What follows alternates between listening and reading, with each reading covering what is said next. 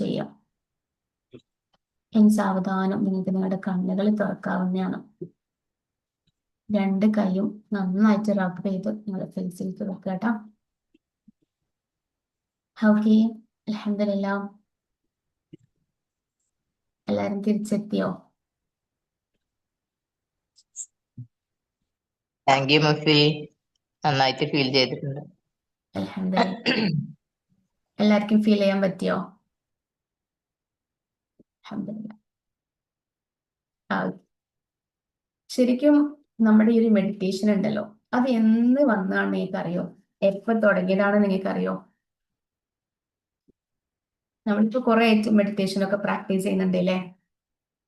ശരിക്കും 1400 വർഷങ്ങൾക്ക് മുമ്പ് അള്ളാഹുവിന്റെ റസൂല് ഹിറാ ഗുഹയിൽ ഒറ്റയ്ക്കിരിക്കല് പതിവായിരുന്നു. അങ്ങനെയുള്ള കുറെ ചരിത്രങ്ങളൊക്കെ നമ്മൾ കേട്ടിട്ടില്ലേ? ഗുഹയിലൊക്കെ ഒറ്റയ്ക്കിരിക്കുന്ന കഥയൊക്കെ നമ്മൾ കേട്ടിട്ടില്ലേ? യെസ്. അപ്പോ അവിടെ നിന്നാണ് ഖുർആനൊക്കെ ഇറങ്ങിയിട്ടുള്ളത് അല്ലേ? മുത്തനബി ഗുഹയിൽ ഒറ്റയ്ക്കിരിക്കുമ്പോഴാണ് ഖുർആനൊക്കെ ഇറങ്ങിയിട്ടുള്ളത്. അത് മുത്തനബി ഗുഹയിലൊക്കെ ഒറ്റയ്ക്ക് ഇരുന്നിട്ടുണ്ടായത് റബ്ബിനോട് അടുക്കാൻ വേണ്ടിയിട്ടായിരുന്നു അല്ലെ? റബ്ബിനെ അറിയാൻ വേണ്ടിയിട്ടായിരുന്നു മുത്തനബി എന്ത് ചെയ്തിട്ടുണ്ടായത്? അങ്ങനെ ഒറ്റയ്ക്കൊക്കെ ഇരുന്നിട്ടുണ്ടായത്. അപ്പം അന്ന് മുതൽ തന്നെ ഈ ഒറ്റയ്ക്ക് ഇരിക്കുക എന്നുള്ളൊരു പ്രോസസ്സ് ഉണ്ട്.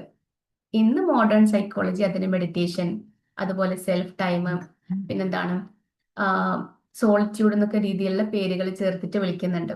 പക്ഷെ ഈ ഒരു മെഡിറ്റേഷൻ പണ്ട് മുത്തനബിന്റെ കാലം മുതൽക്ക് തന്നെ ഉണ്ട്. മെഡിറ്റേഷൻ എന്നുള്ളത് വലിയ ഒച്ചപ്പാടോ ബഹളോ ഒന്നും അല്ല അല്ലെ? നമ്മൾ സൈലന്റ് ആയിട്ടിരിക്കാം. നമ്മൾ വെറുതെ കണ്ണടച്ച് ഇങ്ങനെ സൈലന്റ് ആയിട്ട് ഇരിക്കുന്നത് പോലും ഒരു മെഡിറ്റേഷൻ ആണ് അല്ലെ? അതുപോലെ നമ്മൾ ഖുർആൻ നന്നായിട്ട് ലയിച്ച് ആസ്വദിച്ച് ഖുർആൻ ഓതുന്നുണ്ടെങ്കിൽ അതും ഒരു മെഡിറ്റേഷൻ ആണ്. ക്ലിയർ, റബ്ബിലേക്ക് അലിഞ്ഞു ചേർന്നുകൊണ്ട് നമ്മൾ നിസ്കരിക്കുന്നുണ്ടെങ്കിൽ അതും ഒരു മെഡിറ്റേഷൻ ആണ്. നമ്മൾ വിചാരിച്ചു വെച്ച മെഡിറ്റേഷൻ ഇങ്ങനെ കാല് കൈയൊക്കെ വെച്ച് ഇങ്ങനെ അടങ്ങിയിരിക്കുക, കുറെ ഒച്ചപ്പാട് ബഹളമൊക്കെ കേൾക്കുക എന്നുള്ളതാണല്ലേ? അതിന്റെ അപ്പുറത്ത് നമ്മൾ സൈലന്റ് ആയിട്ടിരിക്കുന്ന മെഡിറ്റേഷൻ ആണ് നമ്മൾ ഖുറാന് ഒരുപാട് ഒച്ചത്തിൽ ഇങ്ങനെ ഓതുന്നതിനപ്പുറത്ത് നമ്മൾ കാര്യങ്ങൾ മനസ്സിലാക്കി അറിഞ്ഞ് ആസ്വദിച്ച് ഓതുന്നുണ്ടെങ്കിൽ അത് മെഡിറ്റേഷൻ ആണ്.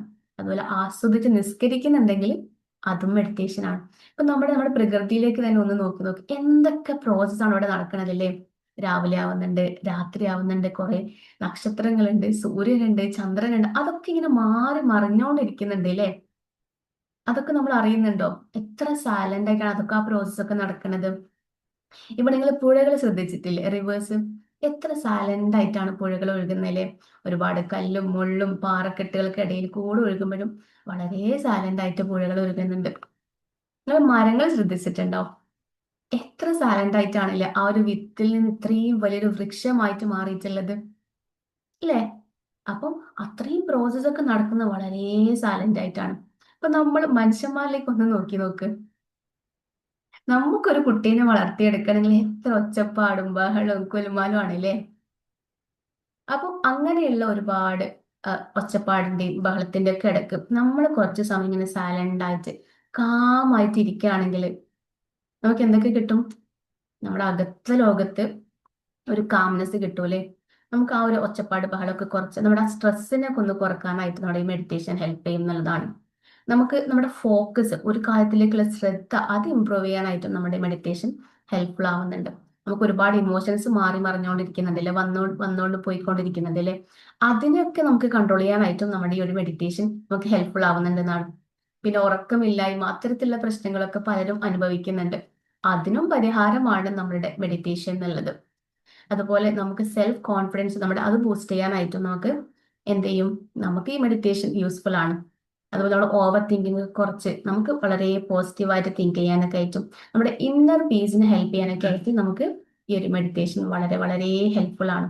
ഈ ഒരു എക്സ്റ്റേണൽ വേൾഡിൽ നിന്നും നമ്മുടെ ഇന്റേണൽ വേൾഡിലേക്ക്, നമ്മുടെ അകത്ത ലോകത്തേക്ക് നമ്മൾ അറിയാൻ വേണ്ടിയിട്ടുള്ള ഒരു പ്രോസസ്സാണ് മെഡിറ്റേഷൻ എന്നുള്ളത് അല്ലേ? ഒച്ചയും ബഹളമൊക്കെ കുറച്ച് വളരെ സൈലന്റ് ആയിട്ടുള്ള ആ ഒരു മൊമെന്റ് തന്നെയാണ് നമ്മൾ മെഡിറ്റേഷൻ എന്ന് പറയുന്നത്. അപ്പൊ ഈ മെഡിറ്റേഷൻ നമ്മൾ സൈലന്റ് ആയിട്ട് ഇരിക്കുന്ന വഴി നമുക്ക് ഒരുപാട് ഗുണങ്ങളുണ്ട് അല്ലേ? അപ്പം അതിനെയാണ് നമ്മൾ ഇത്രയും ഫ്രീ ആയിട്ട് നമ്മൾ ഈ ഒരു സമയത്ത് കൊടുത്തിട്ടും ഇവിടെ ഇപ്പൊ 5-6 ആൾക്കാരാണ് കാണാൻ പറ്റണത് അല്ലേ? അൽഹംദുലില്ലാ, നമ്മൾ ചൂസൺ ആണ്, നമ്മൾ ബ്ലെസ്ഡ് ആണ്. റബ്ബ് നമ്മൾക്കത് തന്നൂലേ? ഈ ഒരു തണുത്ത്, ഈ ഡിസംബറിൽ അത്രയും തണുപ്പാണല്ലോ നമ്മുടെ നാട്ടിൽ. അപ്പൊ ആ തണുപ്പത്തും നിങ്ങൾ ഇത്രയും പേര് ഇത് കേൾക്കാൻ വേണ്ടി വന്നിട്ടുണ്ടെങ്കിൽ നിങ്ങൾ ഇഷ്ടപ്പെടുന്നതുകൊണ്ടാണല്ലേ? നിങ്ങൾ നിങ്ങൾക്ക് ടൈം കൊടുക്കുന്നതുകൊണ്ടാണ്. ബാക്കി നമ്മൾ ചുറ്റും ഒരുപാട് ആൾക്ക് ഇപ്പൊ ഒരുപാട് പേര് കിച്ചണിൽ ഇറങ്ങിയിട്ടുണ്ടാവും അല്ലേ? ചായ ഉണ്ടാക്കണം, ചോറ് ഉണ്ടാക്കണം എന്നുള്ള രീതിയിൽ അപ്പൊ അതിൻ്റെയൊക്കെ മാറ്റി വെച്ച് നിങ്ങൾക്ക് സെൽഫ് ടൈം കൊടുക്കാനായിട്ട് ഇവിടെ വന്നിട്ടുണ്ടെങ്കിൽ വി ആർ ചൂസൺ. അപ്പൊ അതിന് നിങ്ങൾ ഗ്രേറ്റ്ഫുൾ ആവാം. അൽഹംദുലില്ലാ, അൽഹംദുലില്ലാ, സുമ്മ അൽഹംദുലില്ലാ. അപ്പം ഇനിയും തുടർന്നും നിങ്ങൾക്ക് നിങ്ങളെ പരിഗണിക്കാനായിട്ട് റബ്ബ് തൗഫീക്ക് ചെയ്യട്ടെ ഇൻഷാ അല്ലാ. ഓക്കെ അല്ലേ? ഹാപ്പി അല്ലേ? ഓക്കെ, അൽഹംദുലില്ലാ. അപ്പോ ഇന്ന് ഇത്രയൊക്കെയാണ്. അൽഹംദുലില്ലാ. അപ്പൊ ഇൻഷാ അല്ലാ നമുക്ക് നാളെ വീണ്ടും കാണാം. ഈ വന്നവരൊക്കെ നാളെയും വരണേ. ഇൻഷാ അല്ലാ. ബൈ. അസ്സലാമു അലൈക്കും വറഹ്മത്തുള്ളാഹി വബറകാതുഹു. ഫീഡ്ബാക്ക് പറയാൻ പറ്റുന്നവർ പറയാട്ടോ.